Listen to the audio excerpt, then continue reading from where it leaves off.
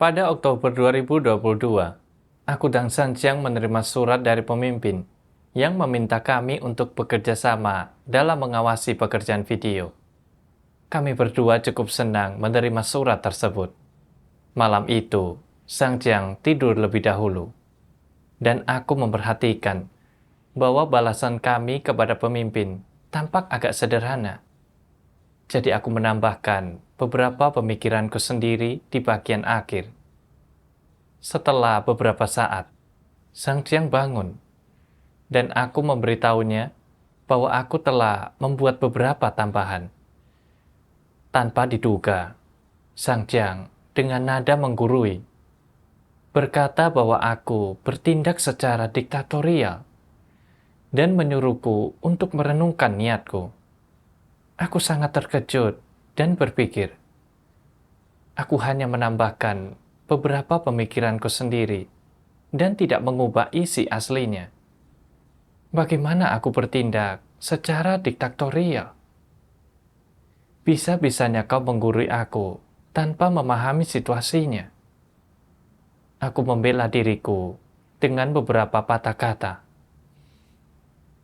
Setelah bicara, aku mulai berpikir, kami baru saja mulai bekerja sama. Jika sekarang hubungan kami menjadi renggang, bagaimana kami bisa rukun nantinya? Untuk menghindari konflik lebih lanjut, aku menerima masukannya dan mulai merenungkan diriku. Keesokan harinya, ketika kami membuka diri dalam persekutuan, Sang Jiang memintaku untuk menunjukkan masalahnya. Karena dia bertanya, aku menunjukkan bahwa dia sering berbicara dengan nada tinggi dan menggurui orang lain.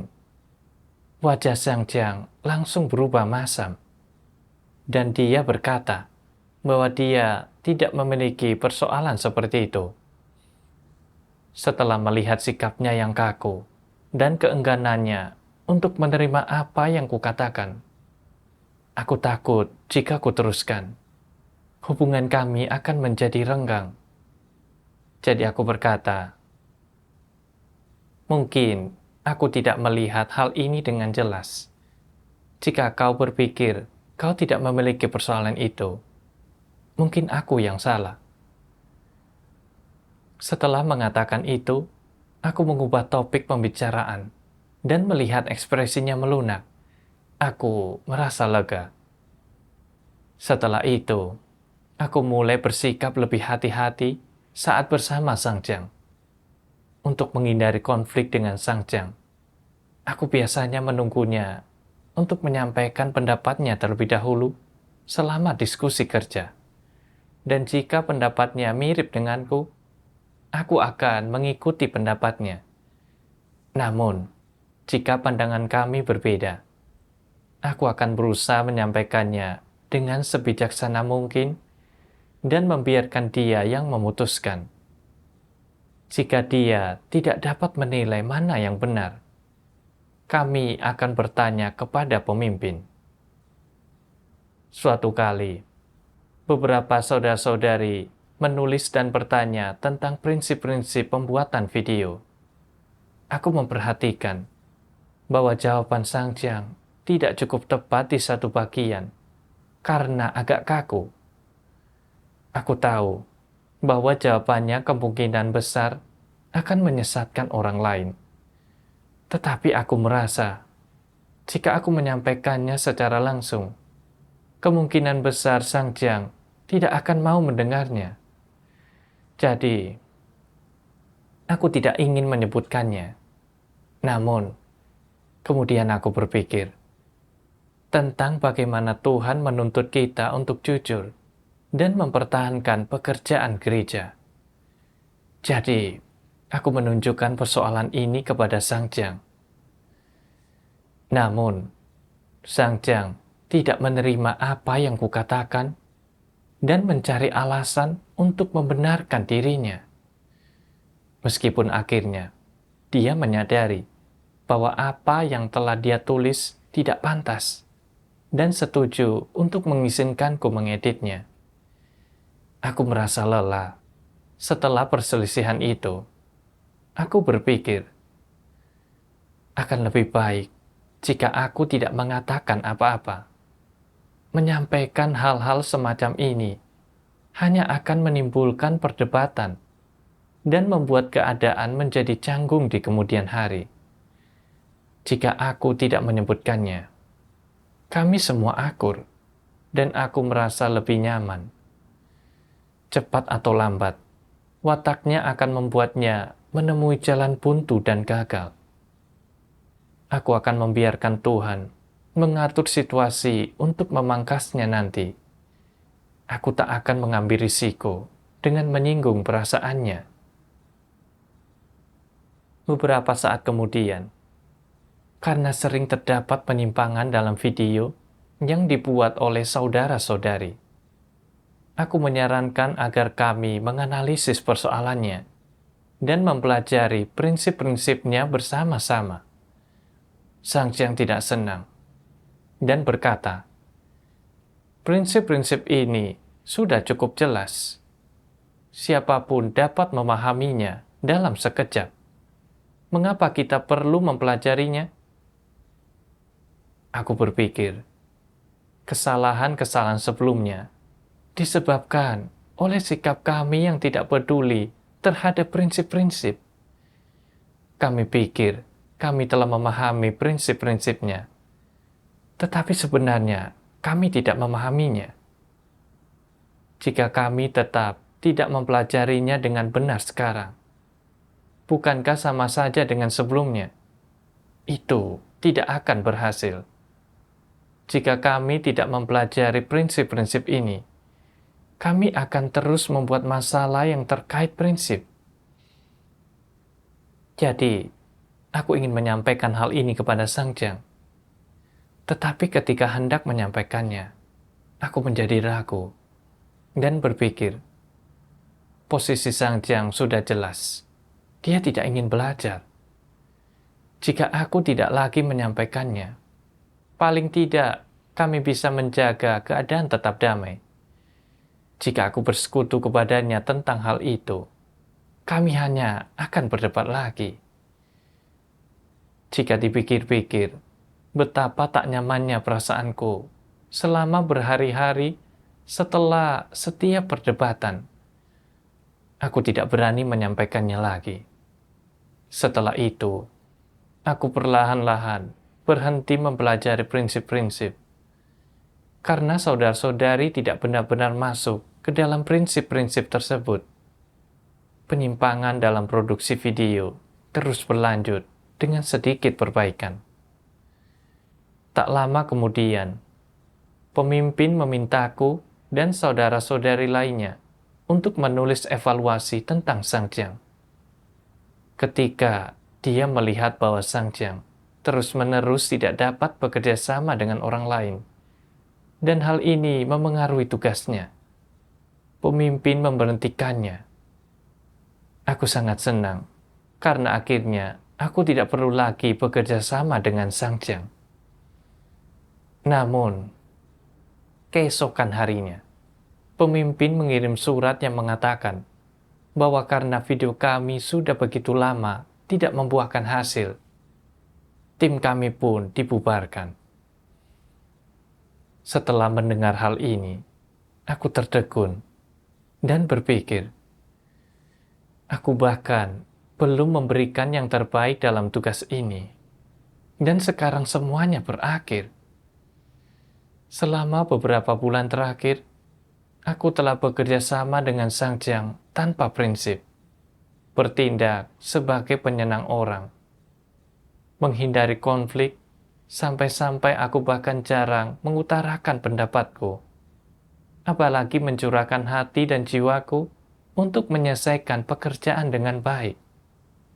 Sekarang, aku tidak lagi dibutuhkan untuk tugas ini, dan aku tidak punya kesempatan untuk menebus kesalahanku. Setelah pulang ke rumah, aku merenungkan diriku. Aku membaca satu bagian dari firman Tuhan. Tuhan Yang Maha Kuasa berfirman, Kebanyakan orang bersedia mengejar kebenaran dan ingin menerapkan kebenaran, tetapi seringkali mereka hanya memiliki tekad dan keinginan untuk melakukannya. Tetapi di dalam dirinya, kebenaran belum menjadi hidup mereka. Jadi, ketika engkau menghadapi kekuatan jahat yang mengganggu dan merusak pekerjaan gereja, misalnya, ketika engkau dihadapkan dengan pemimpin palsu yang menangani masalah dengan cara melanggar prinsip dan tidak melakukan pekerjaan nyata, atau orang jahat dan antikristus yang berbuat jahat dan mengganggu pekerjaan gereja, dan dengan demikian menyebabkan umat pilihan Tuhan tersakiti, engkau tidak memiliki keberanian untuk bangkit dan angkat bicara. Mengapa engkau tidak memiliki keberanian ini? Apakah karena engkau penakut atau tidak pandai bicara? Atau apakah engkau tidak berani angkat bicara karena engkau tidak bisa melihat segala sesuatu dengan jelas? Bukan karena hal-hal ini. Itu terutama akibat terkekangnya dirimu oleh watakmu yang rusak. Salah satu watak rusak yang kau perlihatkan adalah watak licik. Ketika sesuatu terjadi, hal pertama yang kau pertimbangkan adalah kepentinganmu sendiri, konsekuensi dari tindakanmu, dan apakah itu akan menguntungkan bagimu. Ini adalah watak licik, bukan? Watak lainnya adalah watak egois dan hina. Engkau berpikir, apa hubungannya kerugian yang mereka timbulkan terhadap kepentingan rumah Tuhan denganku? Aku bukan pemimpin, jadi mengapa aku harus terlibat? Itu tidak ada hubungannya denganku, dan itu bukan tanggung jawabku. Pemikiran dan perkataan semacam itu bukanlah sesuatu yang sengaja kau pikirkan, melainkan dihasilkan olehmu tanpa kau sadari. Inilah watak rusak yang orang perlihatkan ketika mereka menghadapi masalah. Watak rusak ini menguasai pikiranmu, mengikat tangan dan kakimu, serta mengendalikan apa yang kau katakan. Di dalam hatimu, engkau ingin bangkit dan angkat bicara, tetapi engkau memiliki kekhawatiran, dan sekalipun engkau angkat bicara, engkau berbelit-belit dan menyisakan ruang untuk berkelit, atau engkau berdalih dan sama sekali tidak mengatakan yang sebenarnya. Orang yang mampu membedakan dapat melihat hal ini, dan sebenarnya engkau juga tahu di dalam hatimu bahwa engkau belum mengatakan semua yang seharusnya kau katakan, bahwa engkau belum mencapai hasil, bahwa engkau hanya bersikap asal-asalan, dan bahwa masalahnya belum terselesaikan. Engkau belum memenuhi tanggung jawabmu, tetapi dengan lancang kau katakan bahwa engkau sudah memenuhinya, atau mengeklaim bahwa engkau tidak melihat segala sesuatu dengan jelas pada saat itu. Apakah klaim-klaim ini sesuai fakta? Apakah itu yang sebenarnya kau pikirkan? Bukankah engkau sepenuhnya berada di bawah kendali watak iblismu? Sekalipun sebagian dari apa yang kau katakan sesuai dengan fakta, di bagian-bagian kunci dan tentang masalah-masalah krusial, engkau berbohong dan menipu orang. Ini cukup untuk membuktikan bahwa engkau adalah pembohong dan orang yang hidup berdasarkan watak iblisnya. Segala sesuatu yang kau katakan dan kau pikirkan disaring dalam pikiranmu. Akibatnya, hal-hal yang kau katakan semuanya adalah kepalsuan, kata-kata kosong, dan kebohongan.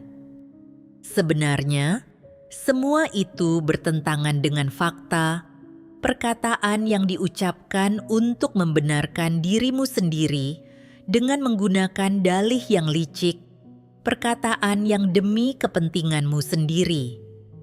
Ketika engkau telah menyesatkan semua orang dan membuat mereka mempercayaimu, engkau merasa engkau telah mencapai tujuanmu. Inilah caramu berbicara, dan ini juga merepresentasikan watakmu. Engkau sepenuhnya dikendalikan oleh watak iblismu. Engkau tidak memiliki kuasa atas apa yang kau katakan dan lakukan.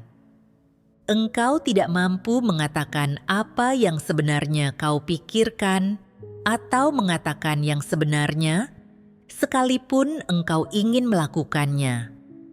Engkau tidak mampu menerapkan kebenaran, sekalipun engkau ingin melakukannya.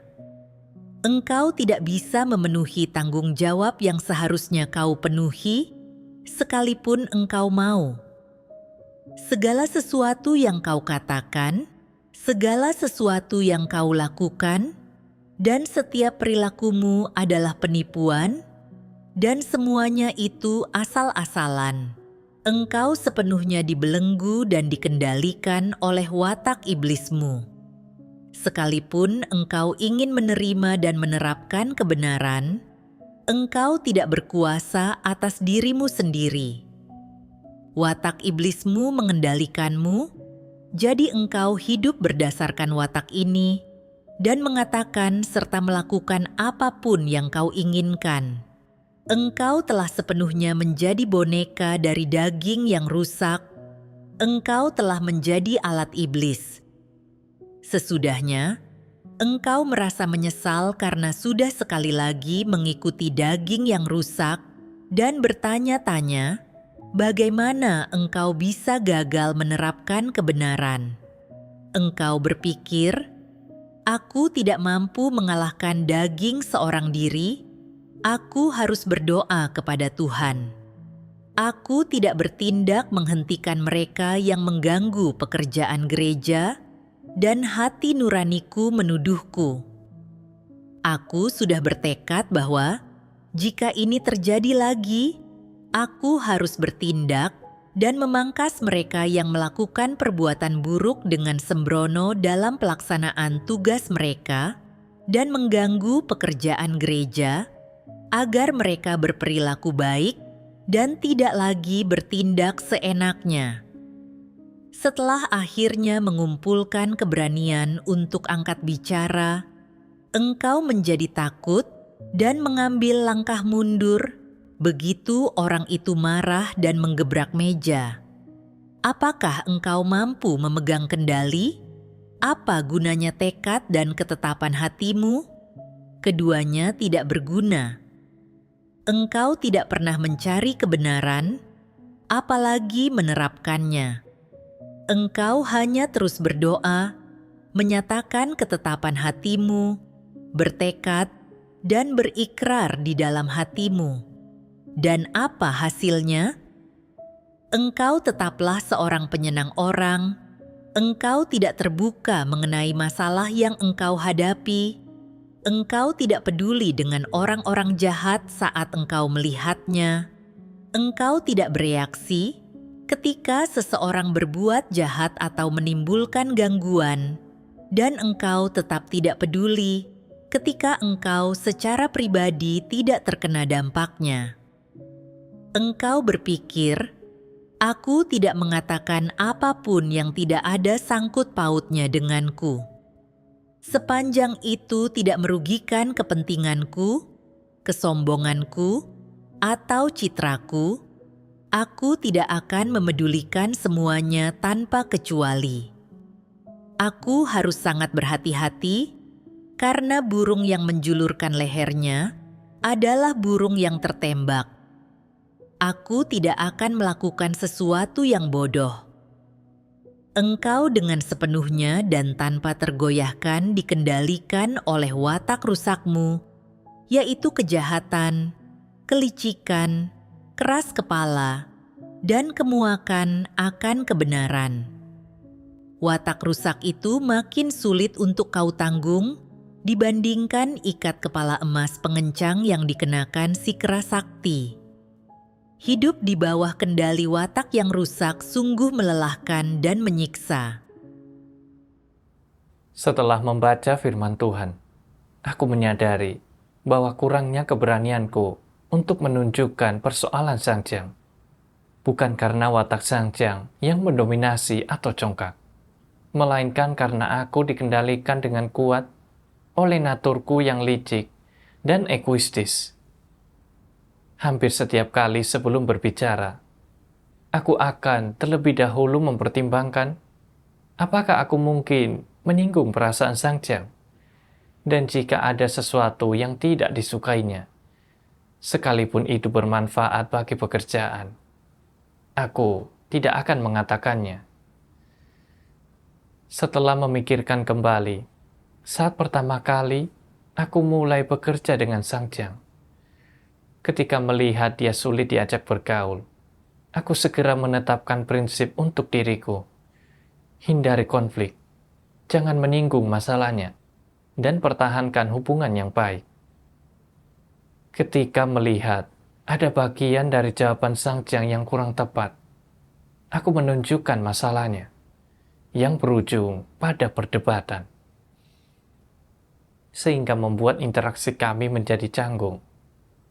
Dan aku menjadi makin yakin bahwa falsafah tentang cara berinteraksi dengan orang lain, keharmonisan adalah harta karun, kesabaran adalah kecerdikan, adalah benar. Aku merasa bahwa aku tidak boleh mengatakan apapun yang dapat menyinggung perasaan Sangjang. Kemudian, ketika aku melihat sikap Sangjang yang tidak peduli dalam mempelajari profesi dan prinsip, aku tahu dengan jelas bahwa ini akan menghambat pekerjaan. Tetapi untuk menghindari konflik, aku memilih untuk diam.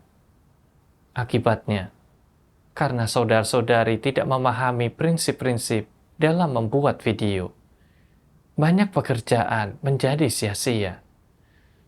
Aku berinteraksi dengan orang-orang berdasarkan watak yang licik dan egoistis, melakukan yang terbaik agar tidak menentang atau menyinggung perasaan siapapun. Dan meskipun aku melindungi hubunganku, aku sama sekali tidak memenuhi tanggung jawabku. Aku tidak mengingatkan orang lain saat aku seharusnya mengingatkan mereka. Dan aku juga tidak mempertahankan prinsip. Semua ini merugikan pekerjaan. Aku tampak seperti orang yang baik. Tetapi sebenarnya, perilaku baik ini berasal dari watak rusakku yang licik dan egoistis. Semua itu hanya untuk melindungi kepentinganku sendiri yang dibenci Tuhan. Kemudian, aku membaca firman Tuhan yang menganalisis racun iblis. Keharmonisan adalah harta karun, kesabaran adalah kecerdikan, yang menyasar masalahku dengan tepat. Tuhan Yang Maha Kuasa berfirman, ada beberapa cara lain keluarga menanamkan pembelajaran dan pembiasaan serta memengaruhimu.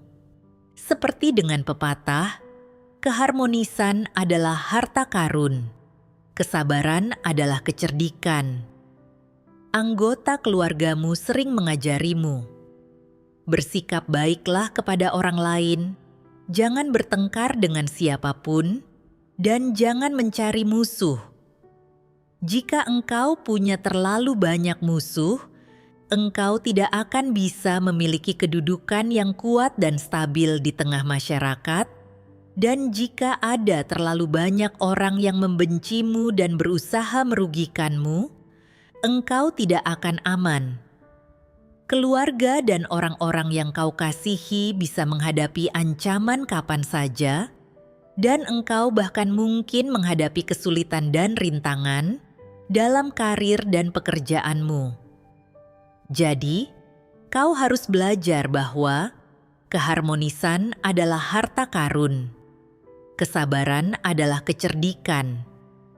Pastikan semua orang menyukaimu, jangan merusak hubungan baik, Selalu beri orang lain sedikit kelonggaran ketika engkau berbicara. Hindari melukai harga diri orang, dan jangan singkapkan kekurangan mereka. Hindari atau berhentilah mengatakan hal-hal yang tidak ingin didengar orang. Berikan saja pujian kepada orang-orang. Tidak pernah seorang pun mendapat masalah karena memberi terlalu banyak pujian.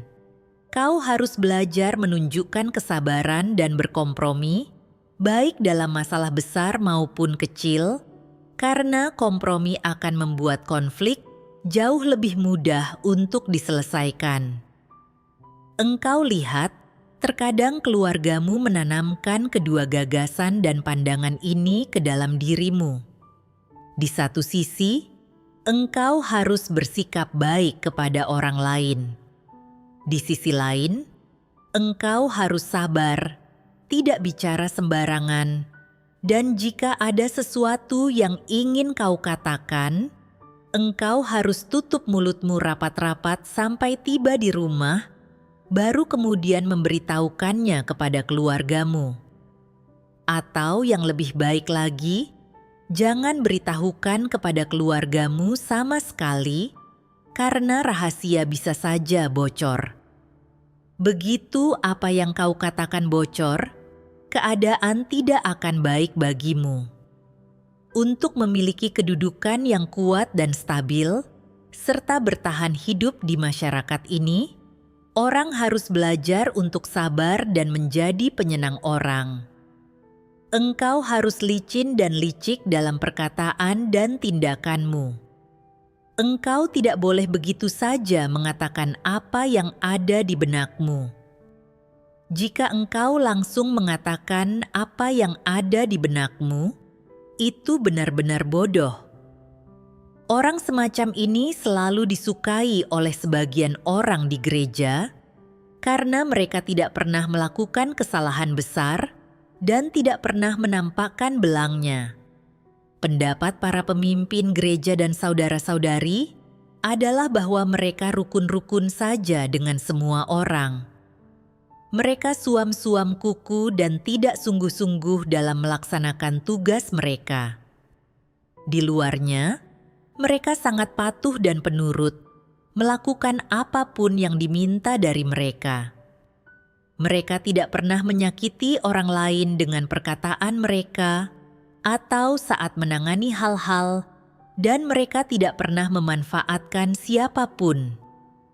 Mereka tidak pernah menjelek-jelekkan orang lain dan tidak pernah menghakimi orang di belakang mereka. Namun, tak seorang pun tahu apa yang mereka pikirkan tentang orang lain atau apa pendapat mereka tentang orang lain, dan mereka tampaknya tidak memiliki ketulusan dalam melaksanakan tugas mereka. Setelah dipertimbangkan dengan saksama, engkau bahkan merasa bahwa orang semacam ini sedikit licik dan aneh, serta sulit diketahui yang sebenarnya, dan bahwa mempertahankan mereka di gereja untuk melaksanakan tugas akan menimbulkan masalah. Bukankah orang semacam ini sulit dihadapi? Mereka tidak mempersoalkan siapapun. Jika seseorang mengatakan sesuatu yang menyakitkan kepada mereka, atau menyingkapkan suatu watak yang rusak dan menyinggung martabat mereka, apa yang mereka pikirkan? Aku akan bersabar. Aku tidak akan mempersoalkanmu, tetapi akan tiba saatnya engkau mempermalukan dirimu sendiri. Ketika orang itu melakukan sesuatu yang salah dan mempermalukan diri mereka sendiri atau dipangkas, mereka diam-diam bersukacita dan menertawakan mereka. Ketika ada orang-orang jahat dan antikristus yang menyebabkan gangguan di gereja, mereka tidak mengungkapkannya, tetapi hanya menunggu untuk menertawakan para pemimpin dan pekerja, serta pekerjaan gereja. Mereka sama sekali tidak merenungkan masalah apa yang mereka sendiri miliki. Mereka tidak mengatakan apapun yang dapat menyakiti orang lain, dan sekalipun mereka dapat melihat dengan jelas kejahatan atau perbuatan buruk seseorang, mereka tidak menyingkapkan bahwa mereka dapat melihatnya dengan jelas. Apa yang mereka tunjukkan seringkali adalah kepura-puraan dan cara bertindak yang tidak ada kaitannya dengan prinsip-prinsip kebenaran. Tak seorang pun dapat mengetahui isi hati mereka yang sebenarnya, dan tak seorang pun tahu pemikiran dan pandangan mereka yang sebenarnya. Orang-orang seperti ini adalah yang paling licik dan berbahaya, serta sulit dihadapi. Jadi, sikap apa yang diambil rumah Tuhan terhadap orang-orang seperti ini? Jika mereka dapat dibantu, dan masalah mereka dapat diselesaikan melalui persekutuan tentang kebenaran, itu tentu saja jauh lebih baik. Jika mereka tidak menerima kebenaran, mereka dapat diizinkan untuk melakukan pelayanan selama mereka tidak menyebabkan kekacauan atau gangguan. Jika setelah melakukan pelayanan selama beberapa waktu, mereka bahkan mampu melakukan kejahatan, dan pelayanan mereka lebih banyak mendatangkan kerugian daripada kebaikan, maka mereka harus dikeluarkan sebagai orang jahat. Inilah prinsipnya. Mengapa mereka ditangani dengan cara ini? Karena orang-orang seperti ini tidak sedikit pun menerima kebenaran. Mereka adalah para pengikut yang bukan orang percaya. Mereka bahkan tidak penuh pengabdian dalam melaksanakan tugas mereka, dan ketika ada orang-orang jahat dan antikristus yang menyebabkan gangguan di gereja, mereka bahkan bisa menjadi penonton dan menertawakan para pemimpin dan pekerja. Peran apa yang mereka mainkan? Bukankah itu peran iblis dan setan-setan? Ketika mereka menunjukkan kesabaran kepada saudara-saudari, itu bukanlah toleransi sejati, juga bukan kasih sejati.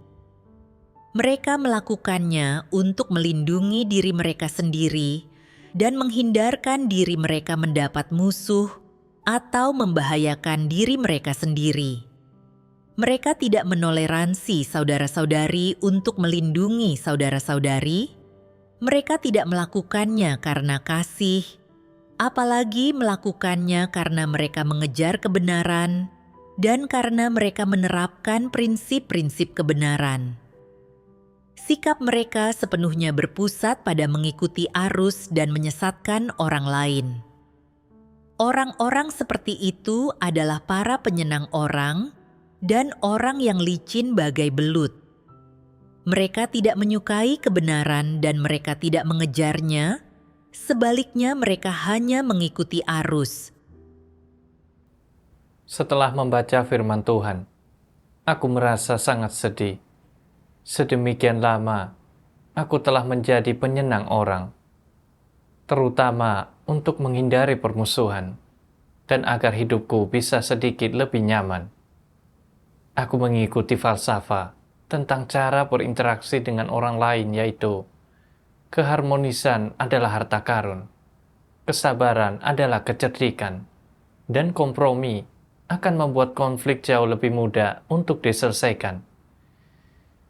Jika dipikir-pikir, sejak masih muda, aku telah berinteraksi dengan orang-orang dengan cara seperti ini. Ketika dihadapkan dengan situasi yang tidak adil, seperti teman sekelas yang mencuri barangku atau meminjam uang tanpa mengembalikannya, aku akan berusaha untuk berunding dengan mereka. Tetapi ketika aku melihat sikap keras atau kebencian mereka terhadapku, untuk menghindari membesarnya konflik atau menyulitkan diri sendiri, seringkali aku akan memilih menoleransi. Sejak percaya Tuhan, aku terus berinteraksi dengan orang-orang dengan cara seperti ini. Dalam bekerja sama dengan Sang Hyang, Setiap kali kami berbeda pendapat, atau kata-katanya membangkitkan amarah. Untuk menghindari konflik, sikapku dalam menghadapinya adalah dengan menoleransinya. Bicara sesedikit mungkin, dan sebisa mungkin tetap diam. Toleransiku membuatnya tampak seperti aku tidak bersikap picik atau argumentatif, seolah-olah aku bersikap sabar terhadap orang lain. Tetapi, itu hanyalah pengekangan dan kepura-puraan manusia demi mempertahankan diri. Meskipun bertoleransi, aku sama sekali tidak benar-benar sabar, dan aku penuh dengan prasangka serta kebencian terhadap orang lain. Misalnya, ketika aku melihat Sang Jiang bertindak berdasarkan wataknya yang rusak, mengacaukan pekerjaan, aku tidak berpikir untuk menyingkapkan, menghentikan, mengingatkan, atau membantunya. Tetapi sebaliknya, aku hanya diam-diam menunggunya gagal dan menemui jalan buntu. Jadi, ketika Sang Jiang diberhentikan, aku merasa senang, bahkan berharap dia bisa pergi lebih cepat. Aku juga sama sekali tidak bertanggung jawab dalam pekerjaan video ini, memprioritaskan kenyamananku sendiri dan menghindari konflik. Secara pasif, menyaksikan pekerjaan itu rusak tanpa merasa prihatin. Aku sangat egoistis dan tercela, tanpa kesetiaan apapun kepada Tuhan. Pengalihan tugasku kali ini adalah cara Tuhan untuk mengingatkan dan menegurku. Jika aku terus berperilaku dan bertindak berdasarkan falsafah iblis tentang cara berinteraksi dengan orang lain, aku hanya akan menjadi makin egoistis dan licik, dan bahkan lebih mungkin akan menghambat pekerjaan gereja serta menentang Tuhan. Dan pada akhirnya, aku akan dibenci serta disingkirkan oleh Tuhan. Kemudian, aku menyadari bahwa aku tidak pernah menemukan prinsip yang tepat untuk bekerja sama dengan orang lain. Jadi, aku mencari firman Tuhan yang berkaitan dengan masalah ini. Tuhan yang Maha Kuasa berfirman, "Apakah itu kerjasama? Engkau harus mampu saling mendiskusikan hal-hal dan mengungkapkan pandangan dan pendapatmu. Engkau harus saling melengkapi dan mengawasi, dan saling mencari, saling bertanya, dan saling mengingatkan." Itulah arti bekerja sama secara harmonis. Katakanlah misalnya, engkau menangani sesuatu sesuai dengan keinginanmu sendiri, dan seseorang mengatakan, "Kau melakukan kesalahan," sepenuhnya bertentangan dengan prinsip-prinsip. Mengapa kau menanganinya semaumu, tanpa mencari kebenaran? Menanggapi ini, engkau menjawab, "Itu benar. Aku senang kau memperingatkanku." Jika tidak, itu akan menjadi bencana. Itulah artinya saling mengingatkan. Lalu apa artinya saling mengawasi? Setiap orang memiliki watak rusak dan mungkin bersikap asal-asalan dalam melaksanakan tugasnya, hanya menjaga status dan harga diri mereka sendiri, bukan kepentingan rumah Tuhan. Keadaan seperti itu ada dalam diri setiap orang. Jika engkau mengetahui seseorang punya masalah, engkau hendaknya berinisiatif untuk bersekutu dengannya, mengingatkannya untuk melaksanakan tugasnya sesuai dengan prinsip-prinsip, seraya menjadikan itu sebagai peringatan untukmu sendiri. Itulah saling mengawasi. Apa fungsi dari saling mengawasi? Maksudnya adalah untuk menjaga kepentingan rumah Tuhan dan juga untuk mencegah orang mengambil jalan yang salah. Setelah membaca firman Tuhan, aku memahami bahwa kerjasama yang harmonis tidak dibangun melalui toleransi, tetapi dengan menerapkan kebenaran, dan dibangun lewat sikap saling bertoleransi, membantu, mengingatkan, dan saling mengawasi di antara saudara-saudari. Ketika kita melihat kesalahan atau kekurangan kecil pada saudara-saudari, kita harus bersikap toleran terhadap kekurangan mereka. Namun, jika kita melihat mereka bertindak bertentangan dengan prinsip, sehingga menghambat atau mengganggu pekerjaan gereja, kita harus segera mengingatkan dan menghentikan mereka. Dan kita tidak boleh membiarkannya begitu saja. Misalnya, ketika aku melihat bahwa Sang Jiang tidak bersedia mengumpulkan semua orang untuk mempelajari prinsip-prinsip dan tetap keras kepala, bahkan setelah aku bersekutu kepadanya, aku seharusnya menunjukkan masalahnya pada saat itu. Meskipun hal ini mungkin telah menyebabkan konflik tertentu pada saat itu, jika dia adalah orang yang mengejar kebenaran, hal itu akan menguntungkan dirinya dan pekerjaan gereja. Sekalipun dia tidak mendengarkan, aku seharusnya tidak mudah menyerah.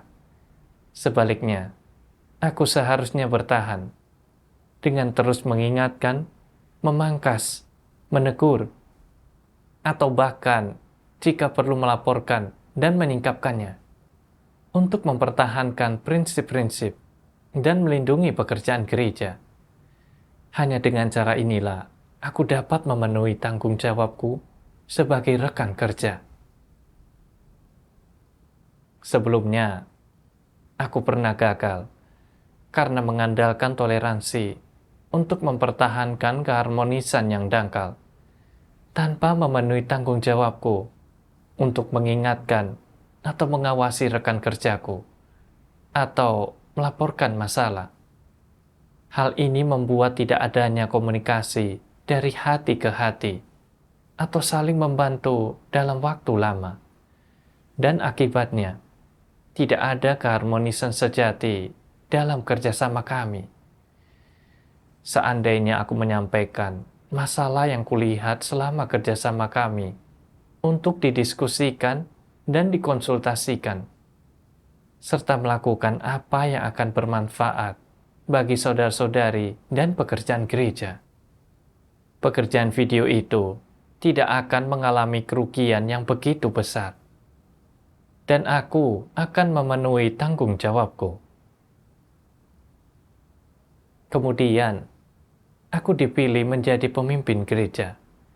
Aku memperhatikan bahwa aku dan rekan-rekan sekerjaku hidup dalam keadaan menutup diri untuk bekerja tanpa berfokus pada jalan masuk kehidupan.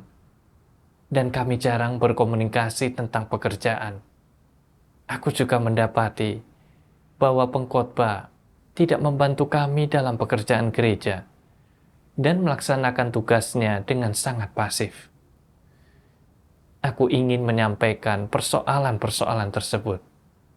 Tetapi ketika hendak menyampaikannya, aku menjadi ragu dan berpikir, orang-orang pada umumnya tidak suka mendengar hal-hal semacam ini.